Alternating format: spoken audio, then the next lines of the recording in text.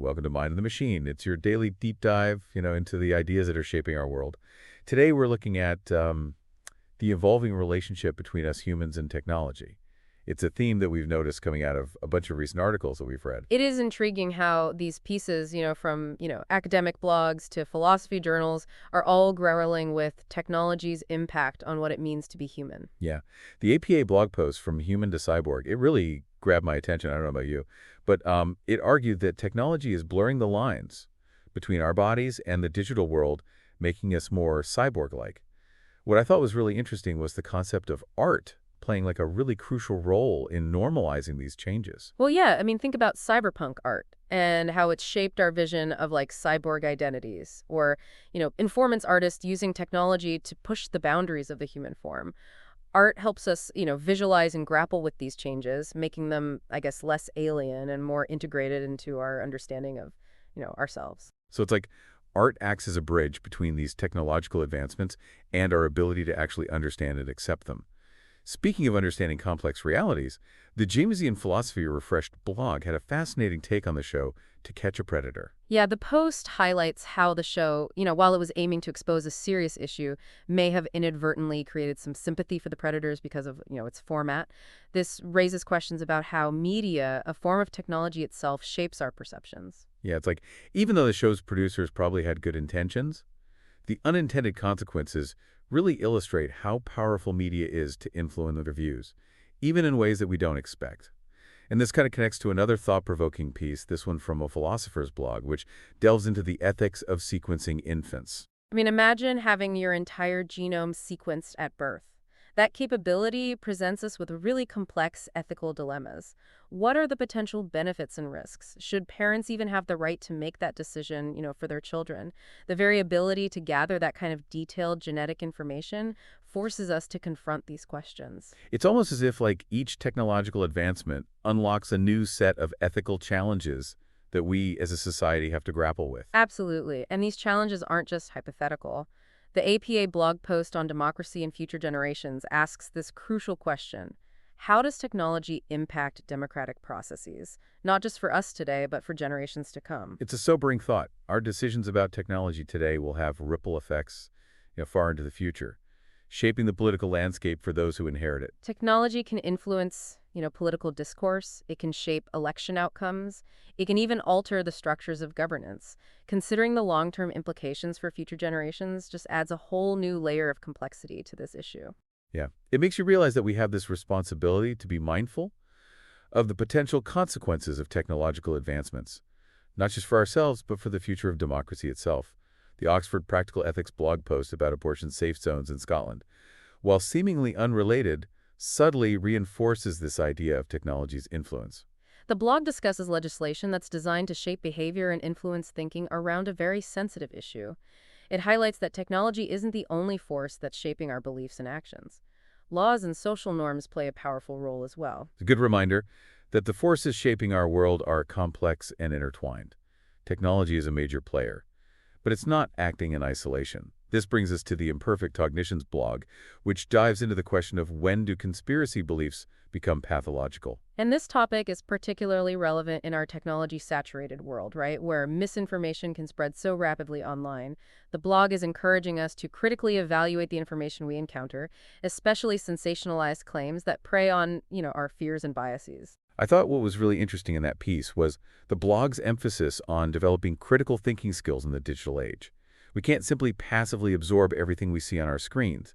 We need to engage actively and discern truth from falsehood.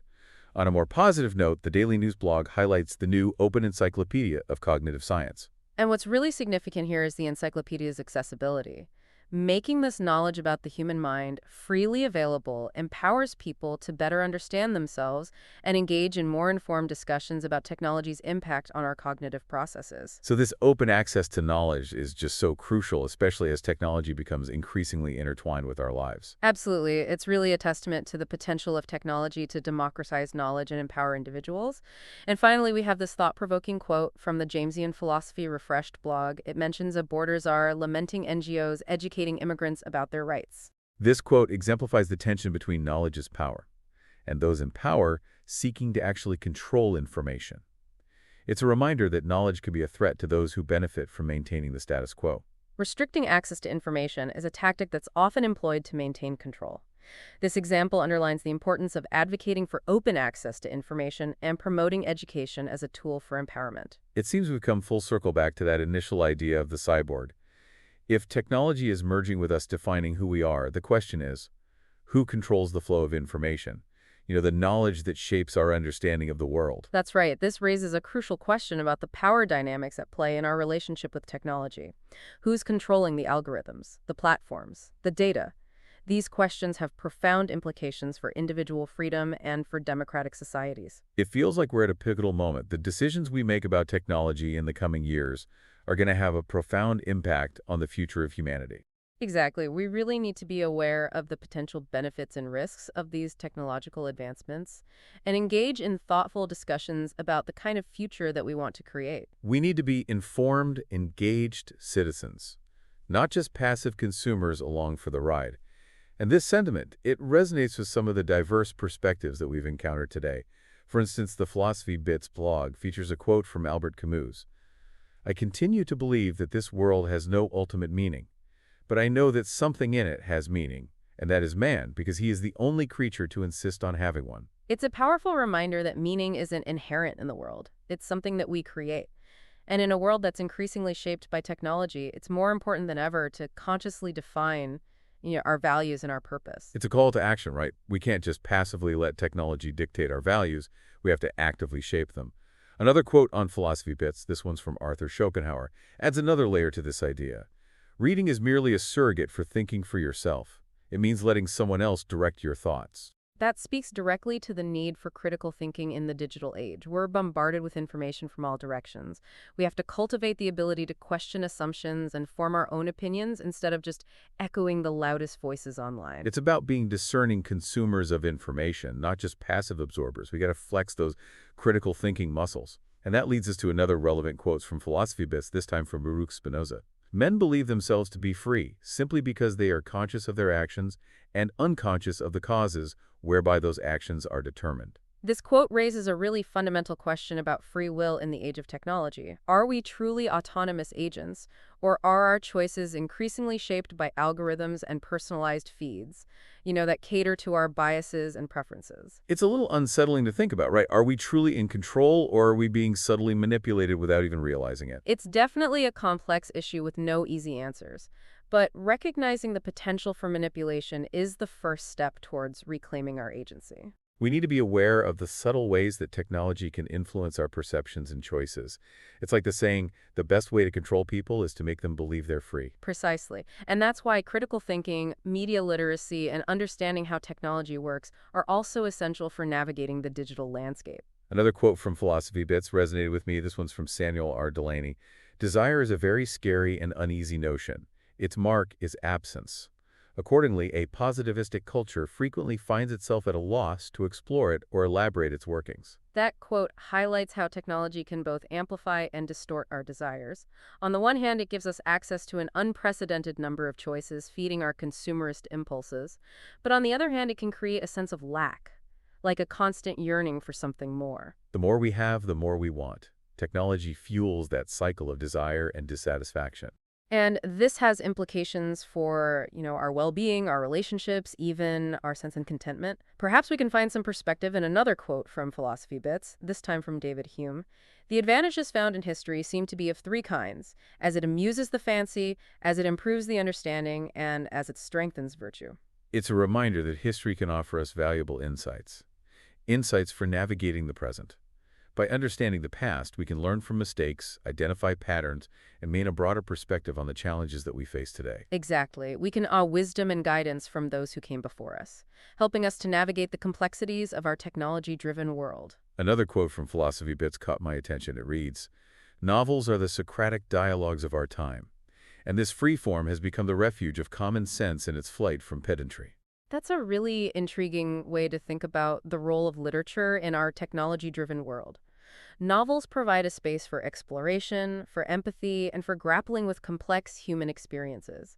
They offer a counterpoint to the often reductionist, data-driven narratives of the digital age. They remind us that there's more to life than algorithms and efficiency, right? There's beauty, meaning, and the messiness of the human experience. And that messiness, that complexity, is something we need to embrace. Not shy away from. It's what makes us human. Absolutely. And it's what gives our lives depth and richness. This next quote, also from Philosophy Bits, is by Friedrich Schlegel. Practical reasoning requires necessity in order to function.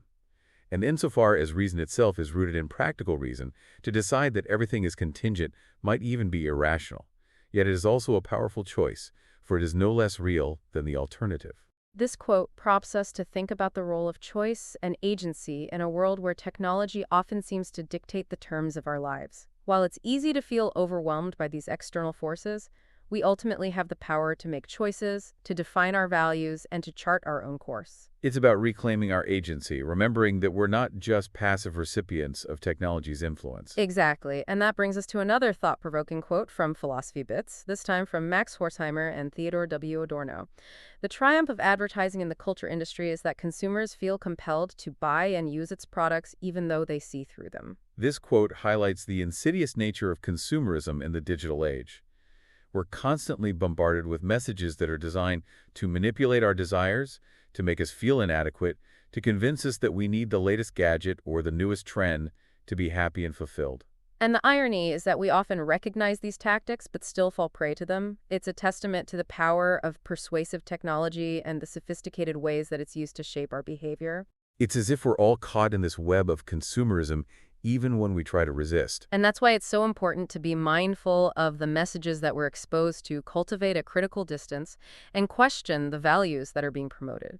We need to reclaim our power as consumers and refuse to be manipulated by marketing strategies that prey on our insecurities and desires. This brings to mind another insightful quote from Philosophy Bits, this one from Nikolai Berdyaev.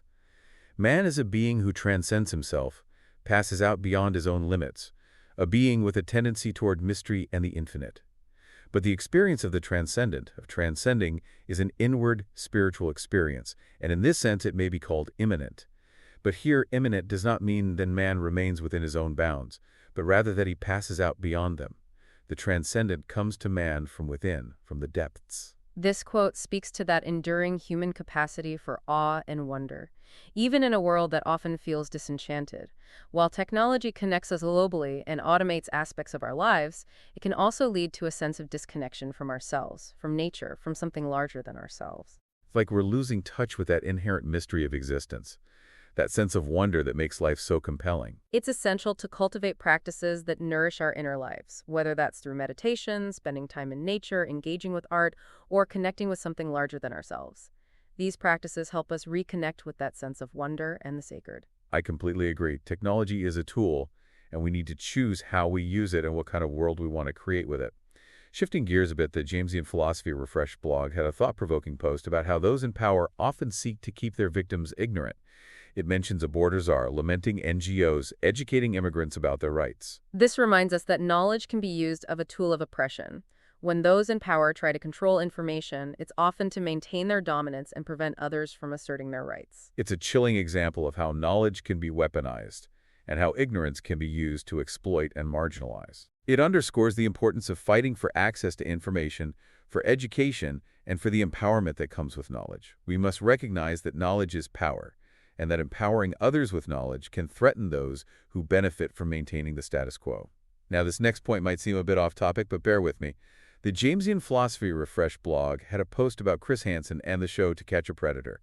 I know it seems like a strange juxtaposition, but it actually ties into our broader theme of how media shapes our perceptions and influences our understanding of complex issues. Absolutely. The Post argued that while the show aimed to expose a serious problem, its format may have inadvertently created sympathy for the predators. That's a really interesting point. The blog post raises some important questions about the ethics of media representation. How do we portray sensitive topics in a way that's both informative and responsible?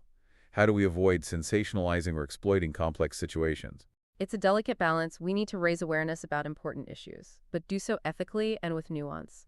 This requires careful consideration of the potential impact of our words and images, and a willingness to engage with complexity and ambiguity. That same blog had another interesting post, this one about geopolitics. It explored this idea of regional security complexes, using the example of Europe and the former Soviet Union.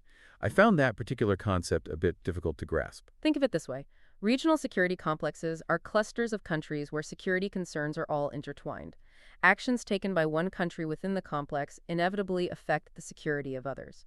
For example, in the case of Europe and the former Soviet Union, their historical and geographical proximity means that any major security event in one region will have ripple effects throughout the entire complex. Ah, that makes more sense. So how does this connect to our discussion about technology? Well, technology has increasingly blurred geographical boundaries, creating a more interconnected world. However, this interconnectedness doesn't erase the importance on geography or the reality of regional power dynamics. In fact, technology can sometimes exacerbate these dynamics, as we see with the rise of cyber warfare and the use of technology to project power across borders. So while technology is bringing us closer together, in some ways it's also creating new avenues for conflict and competition. Exactly. And understanding the complex interplay of technology, geopolitics, and power dynamics is crucial for navigating the challenges of the 21st century. Turning to the Philosopher's blog, now there was a post about sequencing incense. It argued that from a moral standpoint, these tests should be applied and expanded as rapidly as possible. I found that argument a bit surprising. The post highlights the potential benefits of early genetic screening, such as identifying potential health risks and allowing for early intervention. However, it also raises some important ethical considerations. For example, who should have access to this information and how can we ensure that it's used responsibly? What about the potential for discrimination based on genetic predispositions? These are complex issues that we need to carefully consider before widespread adoption of such technology. It's clear that technological advancements often outpace our ethical frameworks. We need to have some serious conversations about the implications of these technologies before they become commonplace. Absolutely. We have to make sure that technology serves humanity, not the other way around. Being proactive in shaping the ethical landscape of the digital age is crucial. The Daily News blog had a post about the new Open Encyclopedia of Cognitive Science, highlighting its accessibility and how it democratizes knowledge about the human mind. I thought that was a really positive development. Making complex scientific knowledge freely available empowers individuals to understand themselves better and engage in more nuanced conversations about technology's impact on our lives.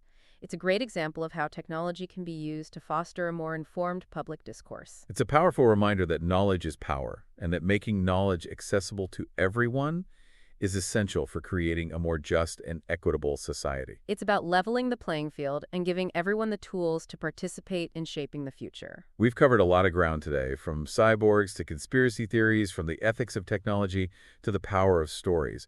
What are the key takeaways that you want our listeners to remember? Well, the most important takeaway is this. Technology isn't neutral. It shapes our lives in profound ways, from our sense of self to our understanding of the world. As technology evolves at this rapid pace, we have to be aware of its influence, engage in critical reflection, and actively participate in shaping the future. We need to be informed, engaged citizens, not passive consumers, just along for the ride. This brings us back to the quote from Jamesdean philosophy refreshed about those in power wanting to keep their victims ignorant. It reminds us that knowledge is power, and those who benefit from the status quo often seek to control information and limit access to knowledge. The fight for knowledge is also a fight for justice, for equality, and for a world where everyone has the opportunity to reach their full potential. That's a fight worth having. And on that note, we'll wrap up part 1 of our deep dive into the evolving relationship between humanity and technology. Join us for part 2, where we'll continue to explore these crucial ideas. It's a fight that requires us to be, vigilant, informed, and willing to challenge those who seek to control the narrative. We can't afford to be complacent. No, we can't. We need to be actively engaged in shaping the future, not just passively observing it. And this reminds me of another thought-provoking quote from Philosophy Bits, this time from Jean-Paul Sartre. Man is condemned to be free because once thrown into the world, he is responsible for everything he does. I love that quote. That quote speaks to the weight of responsibility that comes with our freedom, especially in a world where technology gives us this unprecedented power to shape our lives and the lives of others. We can't simply advocate that responsibility.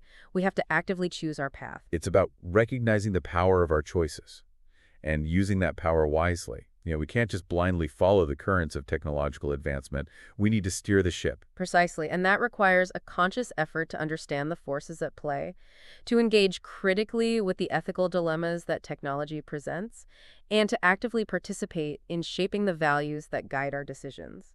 This brings us to another interesting point from the Philosophy Bits blog, a quote from Simone de Beauvoir. One is not born, but rather becomes a woman. This might seem like a departure from our discussion of technology, but I think it's actually deeply relevant. I agree. The quote speaks to the idea that identity is not fixed or predetermined, but is shaped by social forces and cultural norms. And in our technology-driven world, those forces are increasingly mediated by algorithms, platforms, and data. It's like technology is playing a role in shaping our very identities. You know who we are and how we see ourselves. Exactly, and that raises important questions about who gets to define those identities, who benefits from certain narratives being promoted, and who is marginalized or excluded. It's a reminder that we need to be critical of the stories that technology tells us about ourselves and about the world. We need to question assumptions. We need to challenge stereotypes and create spaces for diverse voices and perspectives. Absolutely. We need to ensure that technology is used to empower and liberate, not to reinforce existing inequalities or create new forms of oppression. This idea of technology shaping identity connects back to the APA blog post that we discussed earlier about becoming more cyborg-like.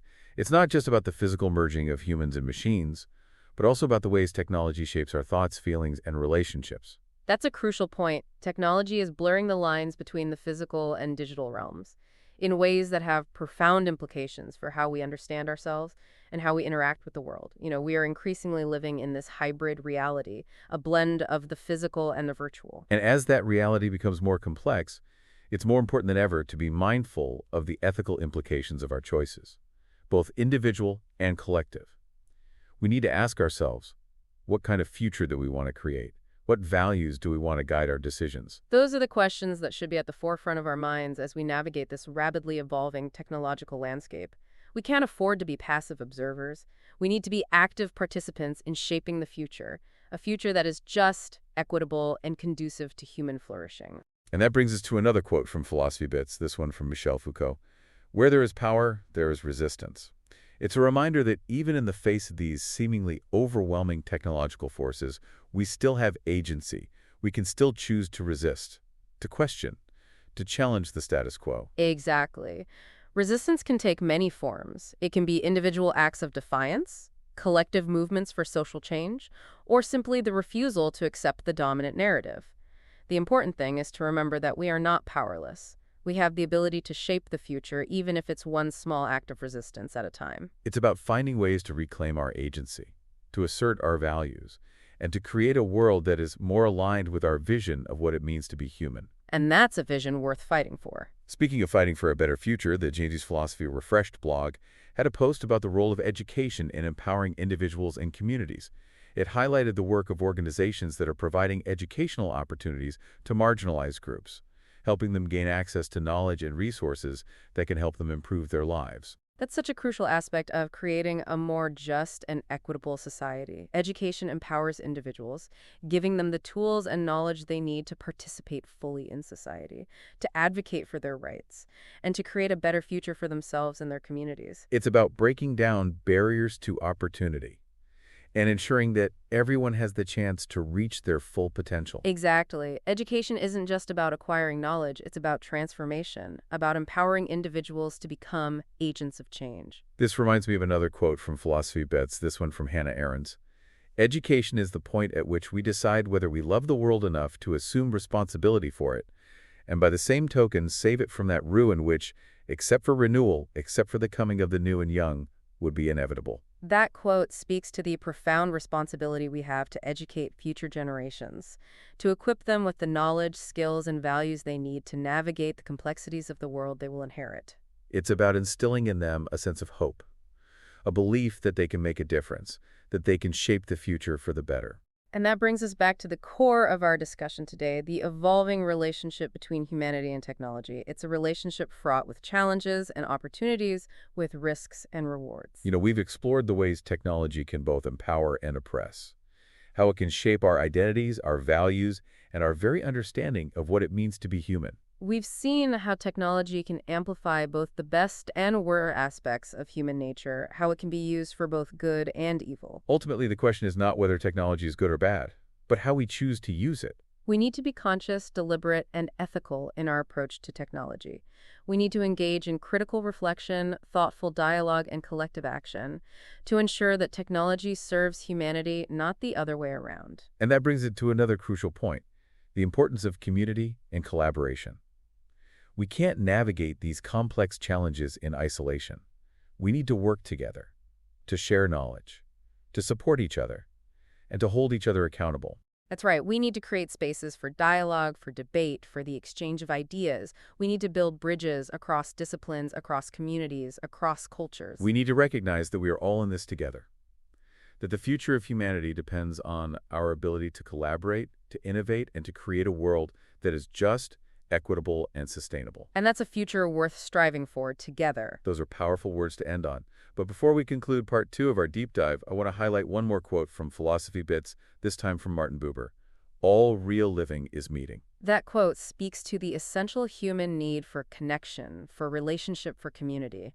And in a world that is increasingly mediated by technology, it's more important than ever to cultivate those connections, to nurture those relationships, and to build strong communities that can support us as we navigate the challenges and opportunities of the digital age. It's a reminder that despite all the technological advancements, despite all the changes we've seen and will continue to see, the essence of being human remains the same. We are social creatures who thrive on connection, on meaning, and on purpose. Absolutely. And as we move forward into this ever-evolving technological landscape, let's not forget those essential truths. Let's use technology to enhance our humanity, not to diminish it. Let's use it to connect with each other, to build bridges, to create a better future for ourselves and for generations to come. Join us for part 3 of our deep dive, where we'll continue to explore these vital ideas. We've explored some pretty profound ideas about humanity and technology, right? It's clear that we're at a crossroads.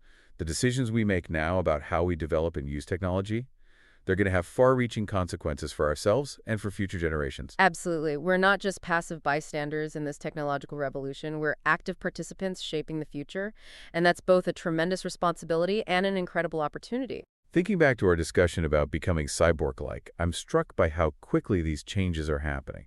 It wasn't that long ago that the idea of merging humans and machines seemed like something out of science fiction. But now it's becoming increasingly real. Yeah, it really is a testament to the accelerating pace of technological innovation, and it raises all sorts of questions about, what it means to be human in this new era.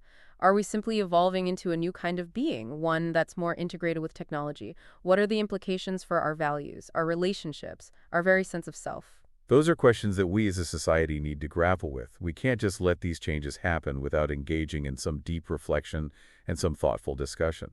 I keep coming back to that quote from Jamesian Philosophy Refreshed about the powerful wanting to keep their victims ignorant.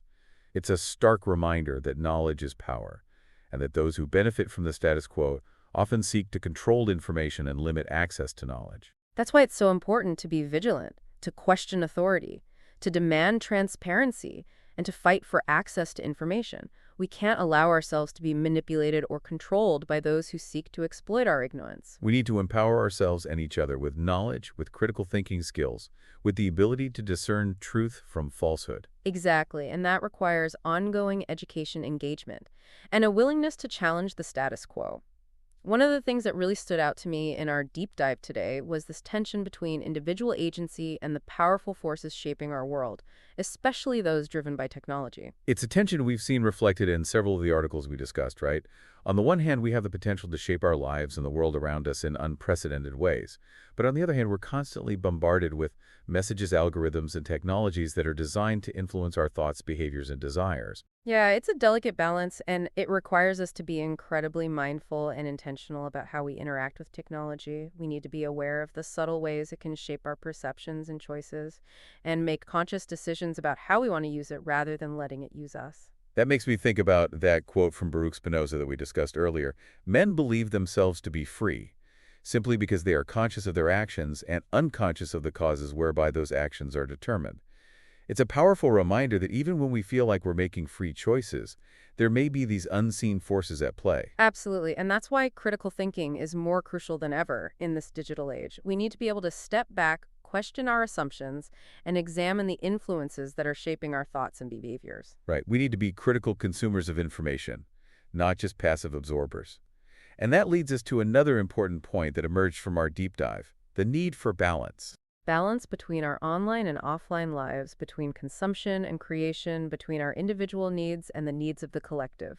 It's so easy to get swept up in the constant stream of information and stimulation that technology provides.